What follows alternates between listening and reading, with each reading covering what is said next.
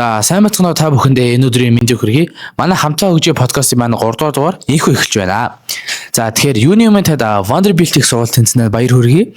За тэгэхээр эхлээд та өөрийгөө бидэнд жоохон товчхон танилцуулаад өгөөч. Сайн бацгано намайг Баталгын Айманзай гэдэг. Тэгээ Vanderbilt-ийг сургуулийн 2029 оны төгсөгч. Тэгээ Education Policy буюу ерөнхийдөө боловсрол судлал мэрэгжлийг эдийн засагтай ерөнхийдөө холбоод сурахаар төлөвлөж байгаа. За та тэгэхээр Монголд аль их high school-ийг төгссөн бэ? Миний хувьд бол 10 жилдээ аягүй олон сургуульд сурч ирсэн. Тэгээд 12 дугаар ангитай болон яг Томжин алсын нэгтгэв сургуулийг ерөнхийдөө төгсөж ирсэн. За тэгэхээр эхний асуултаараа та одоо Vanderbilt-ийг сурвалд ямар мэрэгчлэр сурах гэж байгаа вэ те? Яагаад тэр мэрэгчлэр сурах болсон шалтгаан нь юу вэ? Миний хувьд бол яг Education Policy болон Economics гэдэг мэрэгчлэр ерөнхийдөө сурах гэж бодож байгаа. Тэгээд ерөнхийдөө бол би яг 9 дугаараас хойш хүүхдүүдэд багшлаад тэгээд тэрнээсээ цаашлуулаад за яг боловсролд аягүй их сонирхолтой байгаа юм байна гэдгээ яг олж мэдчихсэн. Тэгээд анх багшлагтаа олонгууд яг хүүхдүүдэд англи хэлний ярианы англи хэл ерөнхийдөө ол зааж эхэлж агаад тэгээд тэрнээс цаашлуулаад яг давсар жилээрээ илүү ингээ EBS ингээд аягүй том сургуулиуд ерөнхийдөө ол counselor багш гэх мэтчлэн зүйлүүдийг ерөнхийдөө ол хийж үтсэн. Тэгээд тэр үед олонгууд мэдээж тэг ингээд алдаа оноо тийм зүйлүүд зөндөө харагдчихсан болохоор ингээ боловсролын системийг сайжруулахад бас юу өрнөлөө хийж болох юм болоо гэдэг ерөнхийдөө бол сонирхолтой хөтөлбөртүүд яг энэ мэргэжлийг сонгож байсан.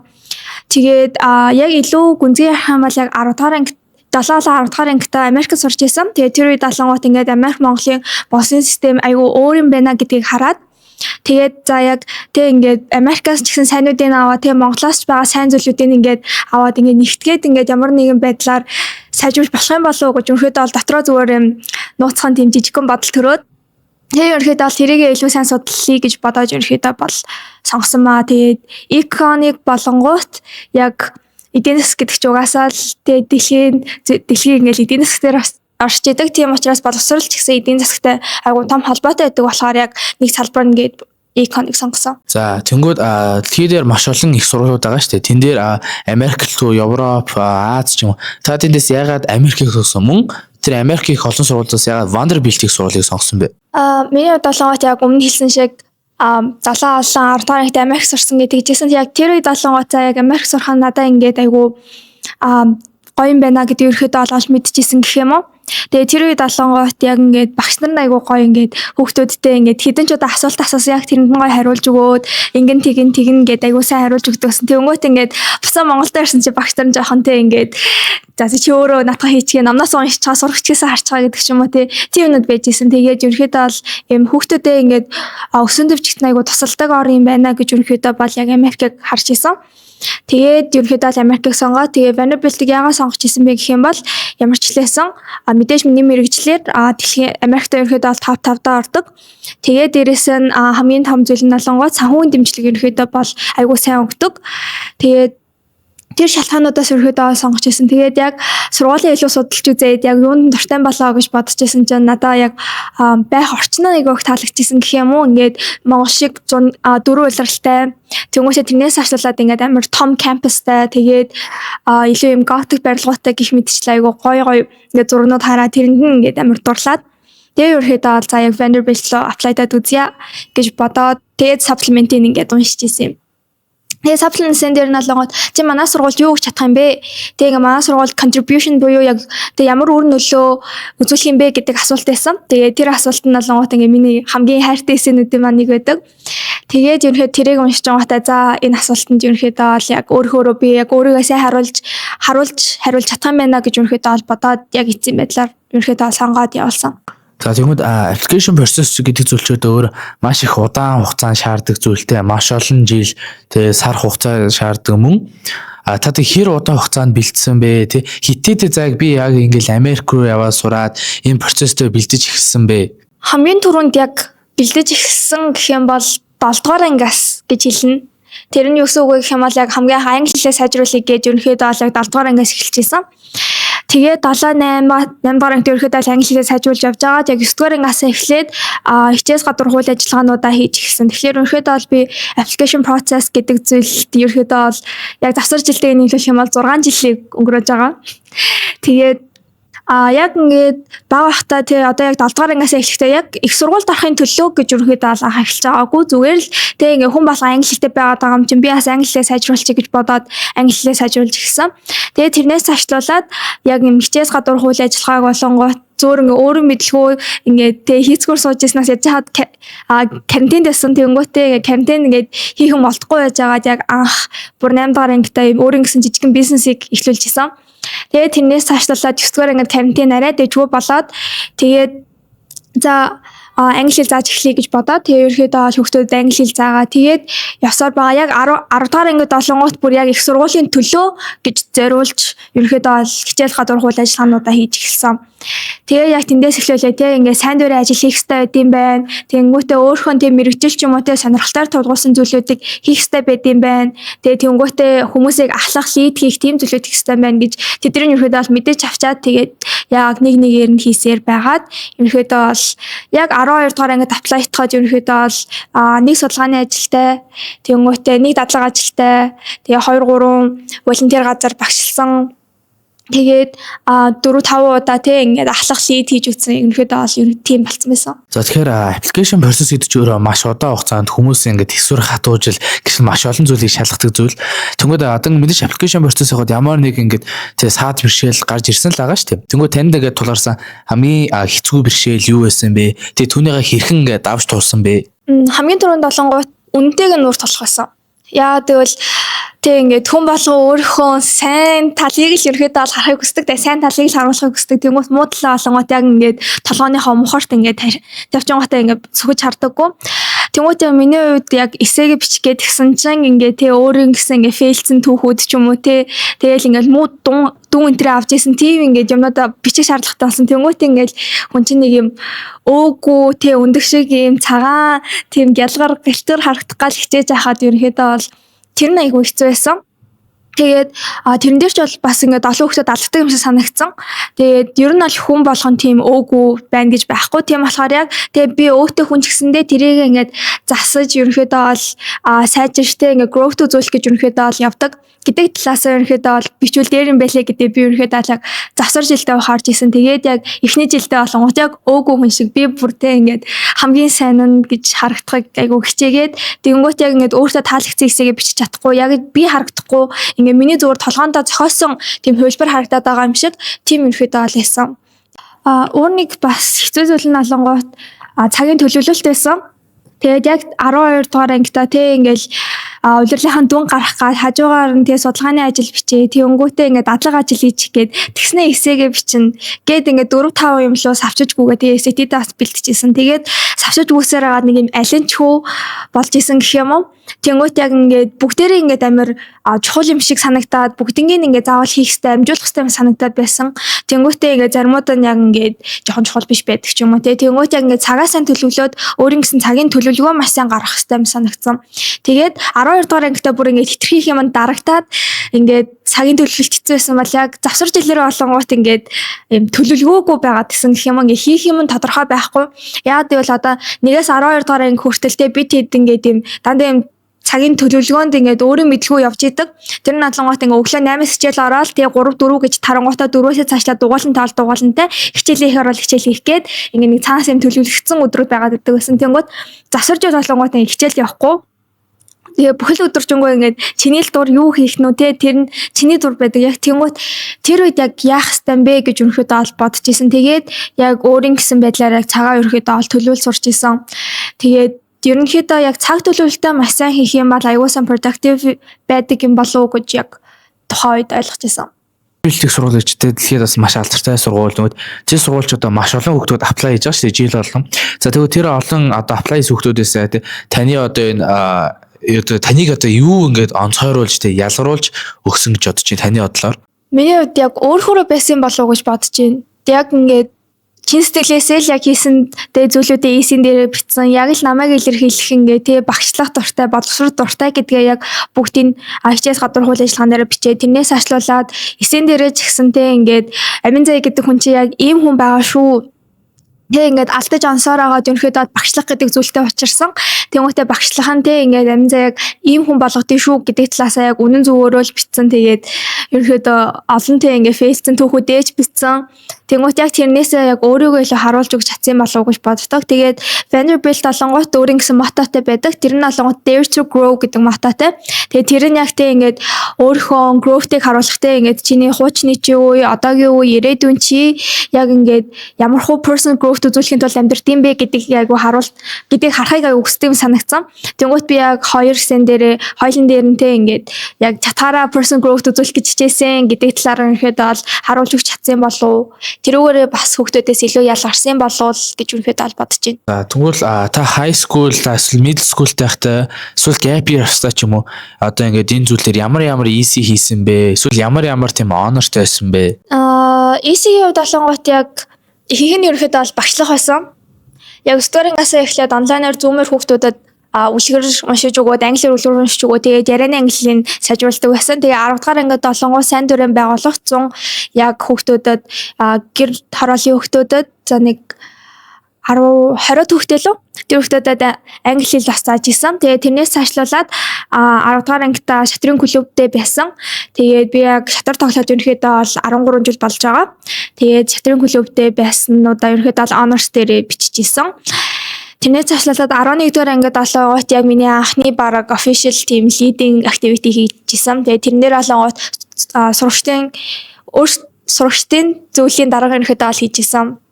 Тэгээд тэрнээс цаашлуулаад 11-ийн 100 болонгот бас тэр нөө өмнө ажилласан сайн дүрээн байгууллагатай англи хэл шатар 2 зааж өгчээсэн. 12-таа ороод манай Томоожин альтернатив сургууль олонгот housing system гэж явдаг. Яг ангийн систем биш. Тэнгөт house-таа ерөнхийдөө болдож ерөнхийлөгч хийгээд тэрнээс цаашлуулаад судалгааны ажил, дадлага ажил ерөнхийдөө ол хийжсэн. Тэгээд завсар жилээрээ бас л багшилж ирсэн. Тэгээд зуны сургууль 200 гаруй хүүхдэд ерөнхийдөө бол багш хийсэн. Тэгээд тэрэн дээр college prep, англи хэл, төсөл гэх мэт ч ерөнхийдөө бол бүх төрлийн багшийг хийж байсан.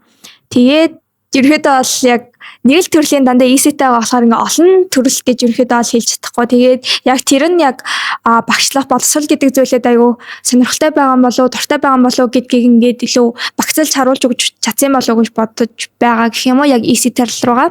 Тэгээ honors дээр болонгууд яг Америкт 10 дахь ангидаа можихан ерөөдөө шатрын тэмцээнд ороод нэгт орсноо биччихсэн. Тэгээ тэрнээс гадна яг Harvard их сургууль дээр ерөөдөө зочилж байсан байхгүй юу? Яг тэр үед болонгууд Harvard Education Club-аас яг нэг юм тэмцээн зохион байгуулсан. Тэр нь болонгууд боловсролыг Монгол хүмүүстэй хамтраад юм тэмцээн зохион байлсан. Тэрэн дээр болонгууд яг боловсролыг хэрхэн сайжруулж болох вэ? Тэгээ Монголын боловсрол юу дутагддаг вэ гэдэг нэг тийм тэмцээн болж исэн. Тэгээ тэрэн дээр юм санал бодол шийдлээ ингээд илэрхийлээд хамгийн флаг шийдлийн ерөөдөө бол нэгт оруулна гэж тэгжсэн. Тэгээ тэн дээр яг нэгт орж исэн. Тэгээд ямар хөө зүйл бодож гаргаж ирж исэн бэ гэх юм бол ингээд Америкт болонгот lockdown drill гэж байдаг байхгүй. Тэр нь болонгот ингээд газар хөдлөхгөө shooting болох эсвэл гал гарах үед ингээд сургуулиуд ингээд сар болгоо ингээд хүүхдүүдэд бэлтгэгдээд ингээд хичээлийн цагаас нь аваа те ингээд шууд ингээд галын тохоо дуграал тэгээд хүүхдүүд нь барилгаасаа гардаг. School те ингээд shooting боллоо гингүүт нэг болонлогоо бүгдээр ингээд очдөг ч юм уу те. Тим ингээд дандаа practice-ууд хийгээд явдаг. Тэнгүүт Монгол тийм зүйл байдаггүй юм байна. Тэгээ ядаж те газар хөдлөх юм уу тийм зүйл дээр ингээд бэлтгэл хийгээсээ тийм болохоор ингээд сургууль болгон ингээд хийдгүүмаа гэхэд ядаж lockdown drill-ийн тийм центр байгуулж юм. Тэнгүүт бүр яг жинхэнэ experience дээр газар хөдлөж байгаа юм шиг experience болгоод хүүхдүүд яг яаж чадах вэ? Яах ёстой вэ гэдгийг зааж өгнө гэдэг тийм зүгээр юм бодол гаргаад тэгээд хэлээж ерөөхдөө ол нэгт орж исэн хамгийн дээр нь биччихсэн. Тэгээд дараагийн хоёр нь болонгоот яг юм сургуулийн тэмцээнээс ерөөхдөө ол англи хэлний тэмцээнээс шагнал медаль авснаа ерөөхдөө ол оруулж исэн. За та тэгэхээр өмнө нь ямар нэгэн research хийж ийсэн үү? Хийсэн бол юуны тухай байсан бэ? Research болонгоот яг how stress affects people students eating гэдгээр ерөнхийдөө ол хийжсэн. Өсвөр насны хүүхдүүдийн стресс болон хоолт хоорондын хамаарал дээр хийжсэн. Тэгээд тэрнээр болонгоот яг өөрийнхөө чадхаараа ингээд хүмүүсийн яг research-үүдийг уншаад одоо мэдээж ингээд миний ингээд энэ topic дээр хийсэн зөндөө олон research-үүд байсан. Нөгөө тэднийг ингээд бүгдийг нь уншиж үзэж агаад би зүгээр өөрийн гэсэн судалгаагаа хийгээд үзье гэж бодоод өөрийн гэсэн судалгаагаа хийгээд тэгээд тухайн яг research-үүдтэй ингээд харьцуулаад ерөөхдөө ол хийжсэн. Тэгээд мэдээж ингээд хоол зүйчийн тийм мэрэгжлийн хүнч биш. Тэгээд ингээд яг research-ийн ингээд мэрэгжлийн хүн биш болохоор яг өөрийнхөө хэмжээнд яг чадхаараа яг өөртөө илүү тэгээд research paper гэдэг нь яг яаж бичдэг ямар хөө форматаар байх ёстой гэдгийг яг таньж мэдхийн тулд яг анх бичиж эхэлж исэн. Тэгээд манай сургууль дээр болонгот бас research-ийн багш ерөнхийдөө бол байсан.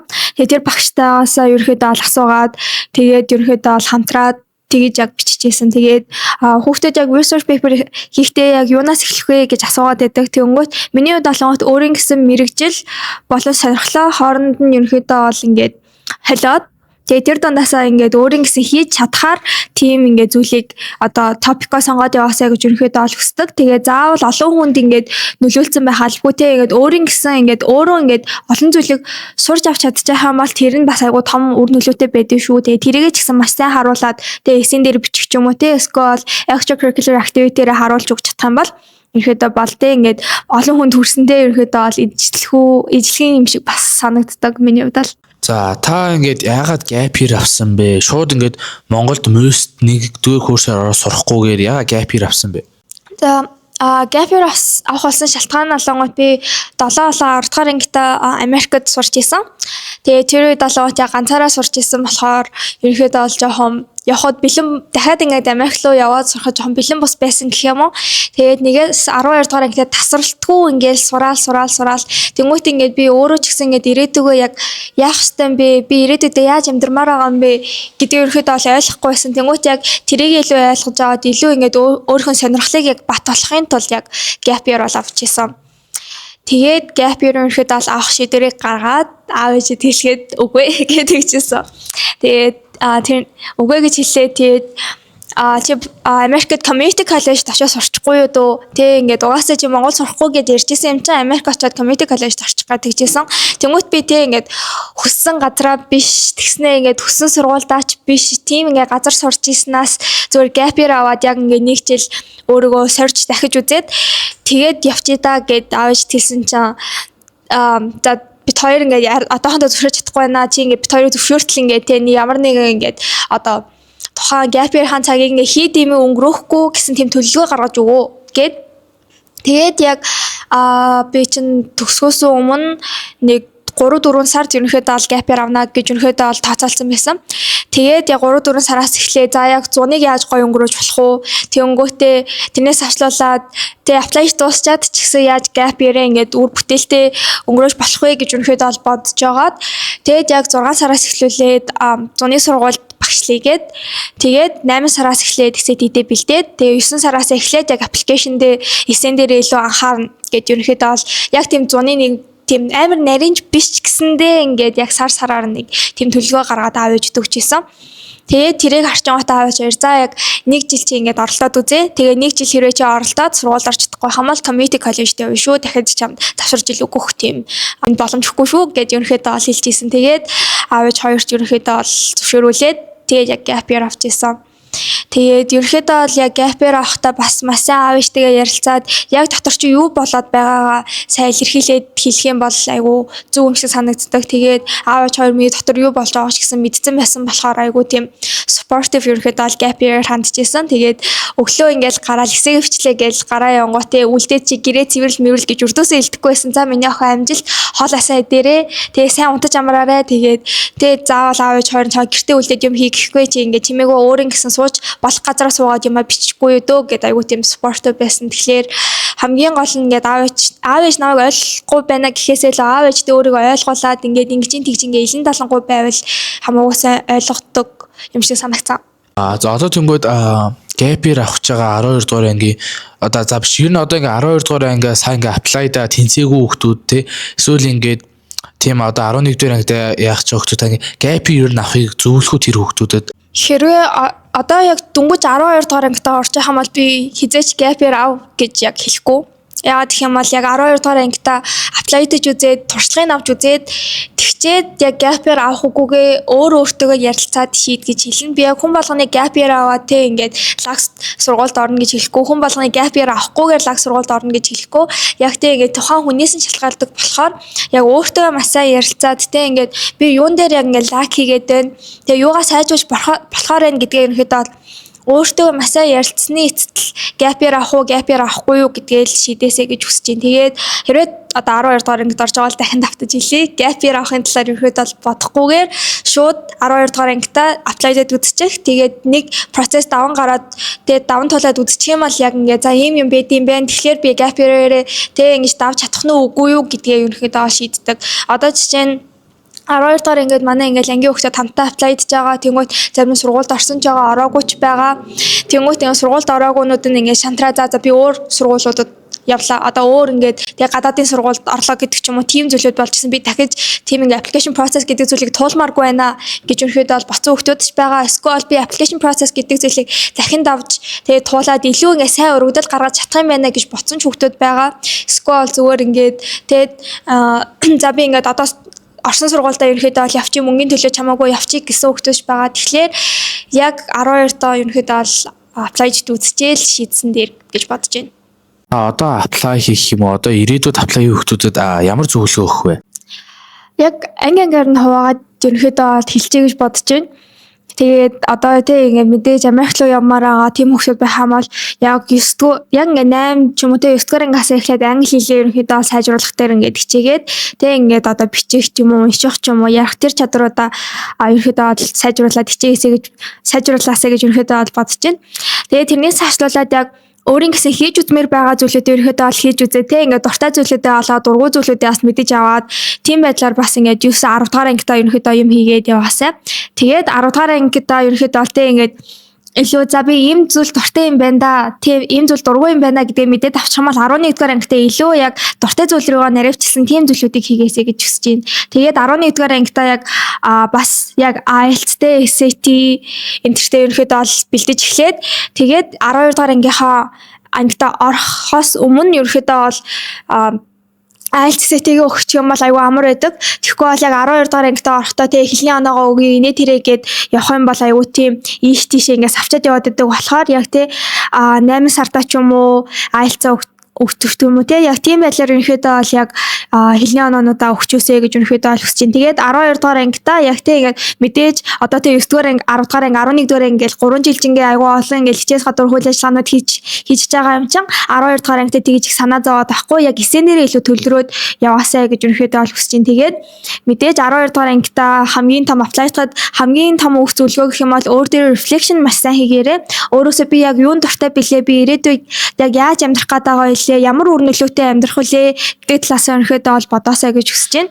Тэгээд мэдээж маш сайн цаг төлөвлөх хэрэгтэй. Цаг төлөвлөхгүй байснаас болоод олон зүйлийг алдах магадлалууд байдаг. Гэхдээ цагаа төлөвлөхдөө голдоо бас амралт гарах хэрэгтэй юм санагддаг. Тэгэхгүй болохоор хэтэрхий ингээл өдрөөтэй ингээл бүгдийг ингээл шахуу хуваартай болгох ч юм уу тхүү ингээл айгүй хурдан burnout-д орчдөг. Тийм болохоор голдоо ингээд амрах найс нөхдөөгөө зугаалах тийм цагуудаа өнөхөдөө бол гаргаж өгөх хэрэгтэй юм болов уу гэж өнөхөдөө бол бодож байна. Тэгээд яг одоо ингээд apply дах ерөнхийдөө мөчлөө ороод зөвлөгөө өгөх юм бол маш сайн унтаарай. Тэгэхгүй болохоор унтахгүй болохоор хэцүү байдаг. Яг энийг болонгууд хүмүүс амар хилдэггүй юм санагддаг байхгүй. Тэгэхээр унталт бол маш сайн, маш тийм ингээд тосолдог юм санагддаг. Тэгэхгүй ингээд оройжонгоо унтахгүй те ингээл эсээгээ бичээл суугаад ангууд ингээд зомби шиг тархитай болчоод дахиж маргааш нь яаж эсээ бичгүүлээ. Тийм болохоор маш сайн унтаж амраад юм аа.